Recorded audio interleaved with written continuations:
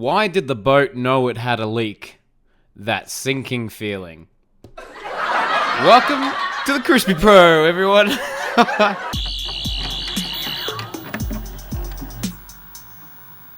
Hello Whovians, Crispy Pro here, and welcome back to the channel. Thank you so much for sticking around. I really do appreciate you. I do, and I mean that. So today we are going to be talking about some supposed leaked Centenary stuff. So potential spoilers ahead, maybe not, most likely not, but it's an interesting read regardless. So strap yourselves in, it's going to be a crazy ride, folks. And of course, as always, you know where I'm going with this. Please like this video as it does help the algorithm, and subscribe if you have not already. We've got some very, very exciting content coming. And of course, I have a weekly podcast called Who's There, a Doctor Who podcast, and you should definitely check it out. I sang in one episode. Okay, so today's leak comes from the beautiful place on the internet called Reddit. And the leak kind of says some stuff that's going to happen in the Centenary and Russell T Davies's plans for the future. So it's all very, very interesting. This week I'll be touching on the Centenary stuff, and next week we'll talk about some Russell T Davies stuff. Hey, how does that sound? Prolific leak YouTuber Tharies actually made a video on this a while back, so I'll link that down below. But I just thought it'd be interesting to talk about this now that like Legend of the Sea Devils is out of the way and we're kind of gearing up to hype up the Centenary Special. But yeah, so let the leaks begin. So this post was from about 2 months ago from someone called Howell Delaware, and apparently they have various sources from here, there, and everywhere, and this is kind of the stuff they've collected, and we're just going to read it out on the Crispy Pro channel today, and I'll give you my thoughts. You know, it's a bit of a story time with Crispy. Doesn't that sound fun? Let's get into it. Yeah. So this came out before Legend of the Sea Devils, so I'm going to read out some of the stuff they say about that, because it's actually kind of interesting seeing how much of that came true and how much of it I believe. Anyway, let's get into it. Legend of the Sea Devil is supposed to be written by both Chris Chibnall and a newcomer to the show, which we did see. Originally, the storyline was set to be part of Series 13, originally planned to not be a big series-long storyline, which it was intended pre-COVID to be broadcast in spring 2021. Although Chibnall had been pushing the BBC to let him broadcast it in autumn 2021. Series 13 was originally intended to have Village of the Angels and War of the Sontarans in a similar format to how they ended up being broadcast. Same will apply for the Sea Devils. Originally, Eve of the Daleks was going to be a very different Dalek special, but had to be scaled down due to COVID and budget concerns. Nonetheless, the episode had its fair share of behind-the-scenes problems, with the Sea Devils costumes being somewhat difficult on set and not coming out as great as expected. Therefore, VFX had to be used to make them seem less rubbery, which is now how they've been described. Okay, so a lot of that I do believe. I'm not sure how much I believe of them not liking the prosthetic stuff, because I think the prosthetics look great, and then the VFX just enhanced that. I'm sure it would have been a passable episode if they didn't have the VFX on there, but I'm glad they did. But I 100% believe that Legend of the Sea Devils was intended to be a part of Series 13, and they just kind of moved it because I liked the story, but they couldn't use it. And I 100% believe that Eve of the Daleks was supposed to be a much bigger story, but they kind of scaled it back due to the pandemic. So far, I'm finding a lot of this believable, but, you know, these are just, you know, kind of calculated guesses, I think. Maybe. I don't know. Let's read on. Unsurprisingly, the episode will not link heavily into the series storylines. However, the relationship between the Doctor and Yaz will be the underlying plot thread, much like how it was in Eve of the Daleks.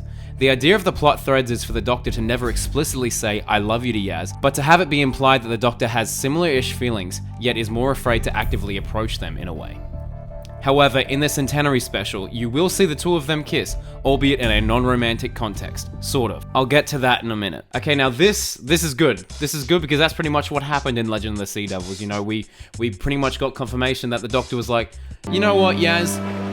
I do kind of like you a lot. I very much do, but, you know, I don't want to get hurt."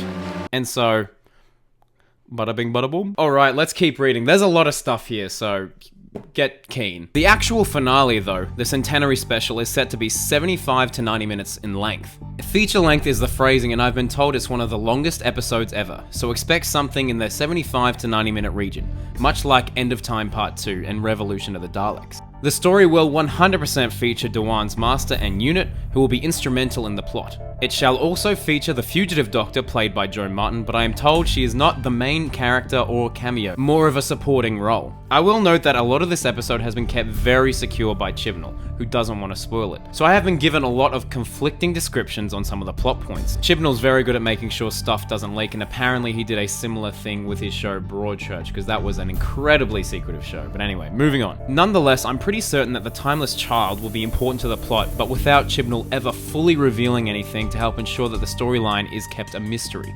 My impression is that the Timeless Child will be left in such a way that the arc is satisfyingly concluded, thereby not leaving any baggage for the next showrunner. Okay, what are they trying to say here? Are they saying that we're going to get answers to the Timeless Child, or we're not going to get answers to the Timeless Child?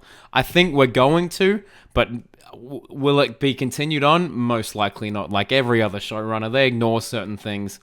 Anyway, all the same, I do know for a fact that the Doctor and Yaz will kiss, in a similar context to the Nine and Rose kiss in Parting of the Ways. That will not actually be how the Doctor regenerates, although I think it's something along the lines of her being mortally wounded. After that kiss scene, okay, now here's some actual spoilers, because I've never actually talked about this on the channel before, but there were some filming pictures, so actual spoilers if you don't want anything going ahead.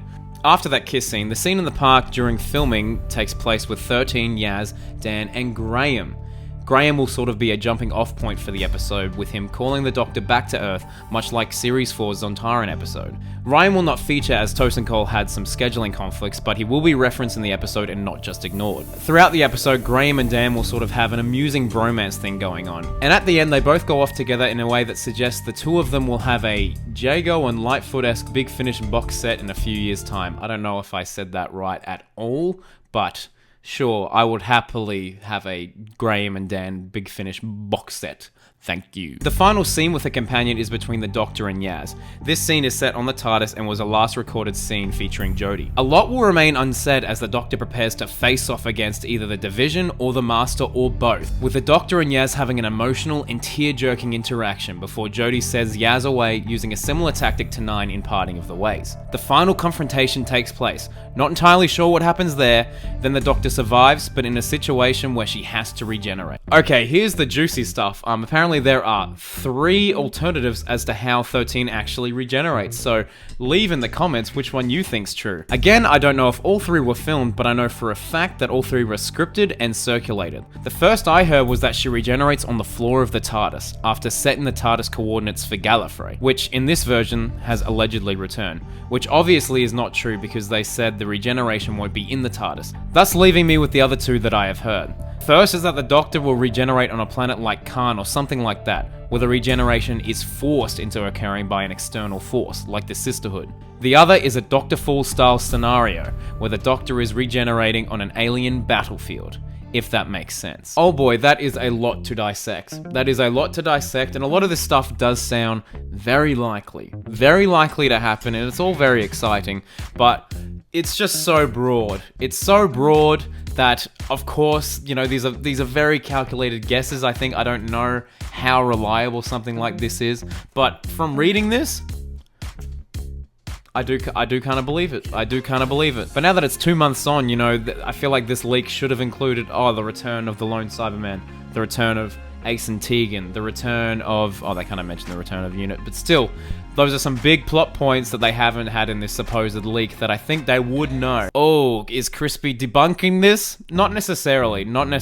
I think this does have some very good points for conversation, so you guys should definitely leave some comments down below. I think they very much nailed it on the head with the Jodie and Yaz stuff. I think that's like, well, that's what I would like to see. I would very much like to see. I want my heart to get ripped out, because I'm a freak. But yeah, I don't know. I hope that the Centenary Special is feature length, because my goodness, Legend of the Sea Devils needed to be about 20 minutes longer. Special episode. But yeah, that's a supposed leak for the Centenary Special. What do you think? What do you want to happen in the Centenary Special? Please let me know your thoughts in the comments below. This could be a really interesting discussion. How is Chibnall's era gonna end? Please let me know, and I'll reply, and I'll like, and I'll do the weird heart thing. And join me next week as we discuss Russell T Davis's vision for the future, or supposed vision for the future from this same leak. But yeah, until then, take care. Like and subscribe, pretty please. If I hit 30,000, I will fly to the moon. I genuinely will fly to the moon. And of course, listen to the podcast. All right, have an awesome day, everyone. And I'll chat to you soon. Allons-y!